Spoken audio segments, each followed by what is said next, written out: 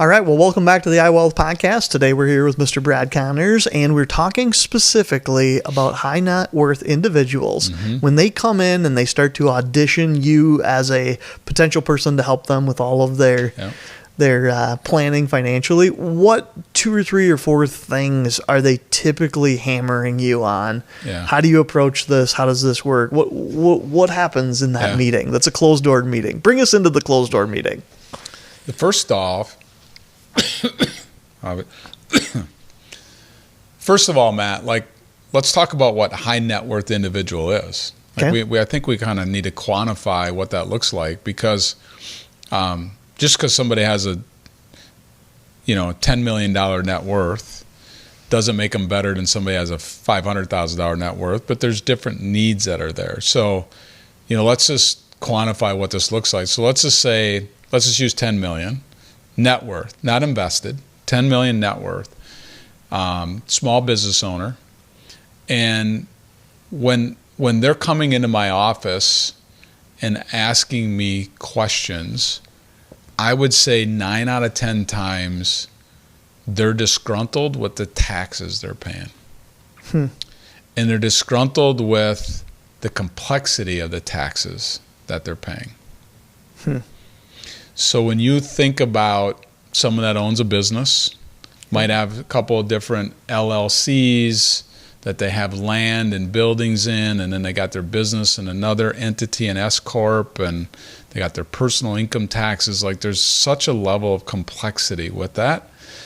We don't do taxes, but we look at them all day long. We have some software that we use that helps get our clients to understand it better, because we understand it better and articulate what's going on. But I would say 9 times out of 10, the number one thing that really bothers them is taxes.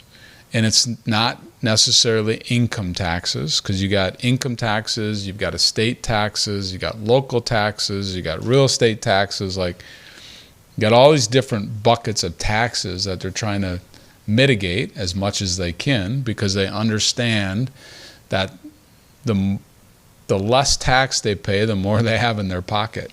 And they want to be smart with it. So taxes is maybe the first big check mark. What are the other, or is that it? No. There's much more. It depends on its severeness of complexity. But the other one that I see a lot in its closely held business is the kids. Okay. So think of a farm family. And think of, 2 girls and a boy on the farm, and to stereotype the male being on the farm. Okay. So Johnny, the son, he's helping with the farm, and the 2 girls are married and are off the farm. Okay. How do we give the farm equally to those 3 kids? Because we love them equally. Yep. But Johnny's on the farm working, so is it equitably, how does he get to retain the farm, but equally they're all treated equally? And so trying to put together trusts or insurance policies that they get the same amount of money, working through the business is a hard conversation to have. And hard to figure out. And then how do we divide the family cabin?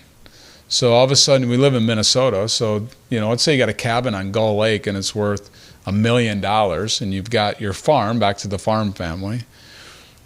When we're dead and gone, who's going to get the farm? Who's going to get the cabin? And if it's all 3 of them, how are they going to get along? Who gets 4th of July, and who gets Christmas, and right? So should that be in a separate entity or trust? Those are complexities that as you accumulate wealth, creep in. They're still human beings at the end of the day. They're no better than somebody that doesn't have any wealth. But there's different complexities you got to work through. Yeah. It's interesting, just thinking about those families when you get to that level of wealth. How do you have it feel good in those situations? In some level, it's kind of like you get to be an outside referee. And so with you being there and being an outside referee, it can feel a little bit better for the family, because they feel good. At least we had a referee there. Well, why does that matter? It matters because there's a level of fairness of having an outside referee. So that's how it kind of gets to be. That's what I'm taking away from it. Yeah. What I see more than not is I see affluent families, business owners, just putting their head in the sand and doing nothing, Matt. And it's super sad because I've seen that affluent family, that patriarch, I've seen mom and dad die. Yep.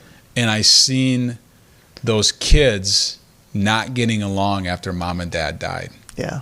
Because it just wasn't done correctly. Yep. So my goal as their wealth advisor is to be able to sit down and identify the issues, but then have the hard conversation with mom and dad. Like, have you ever talked to your 3 kids about this? Yep.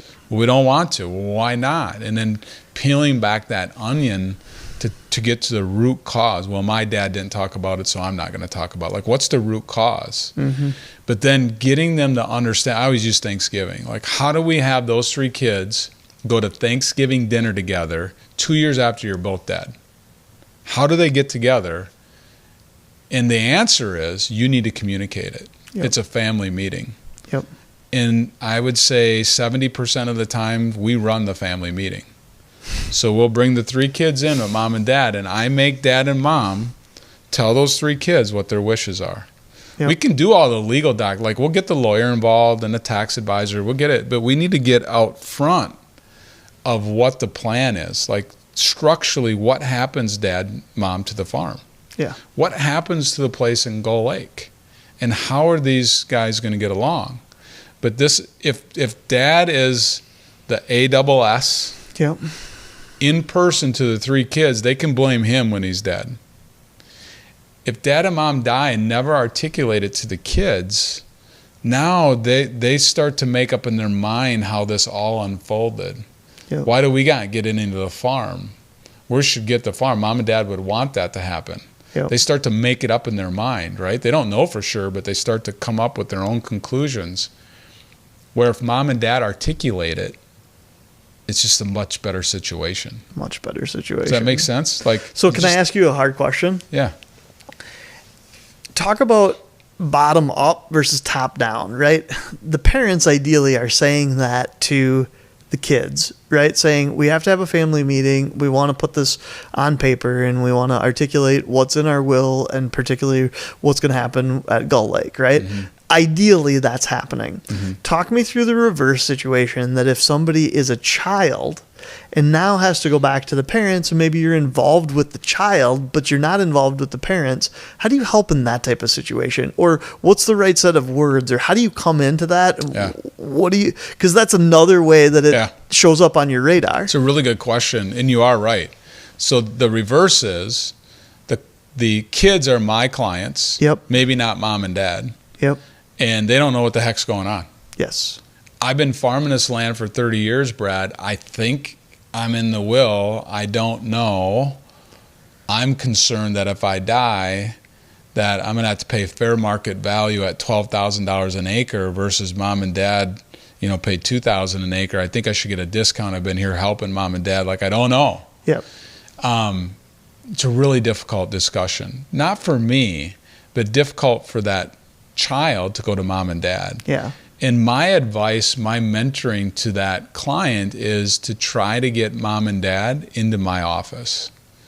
Can we have a conversation where I can be the bad guy in a setting, trying not to be confrontational?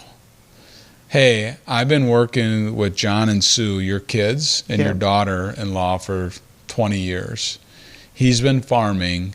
We're doing some estate planning for them and some tax planning for them, mom and dad.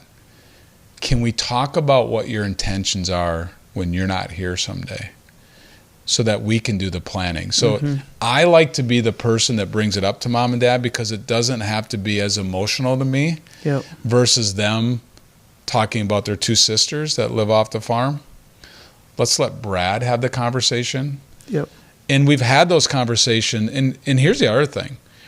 A lot of times people are scared to have the conversation because they're worried that there's going to be a big fight. That we're going to bring the 2 sisters and the brother in and mom and dad, and there's going to be a fight. Like it's a Christmas dinner fight again. What I've learned is it's very rare that happens because it's coming from me. Yep. And I'm keeping the peace, but asking the questions, and I'm the level head. The referee. The referee. Don't get mad at the referee. Yeah. Yeah, maybe I should put that shirt on and wear a referee shirt. But if somebody else can have the conversation, if somebody else can be the Dr. Phil in the conversation, so to speak, like be the moderator, yep, and ask the questions and map out a plan, then I can go back to the attorney and get paperwork drawn up. I can go back to the accountant, bring everybody together.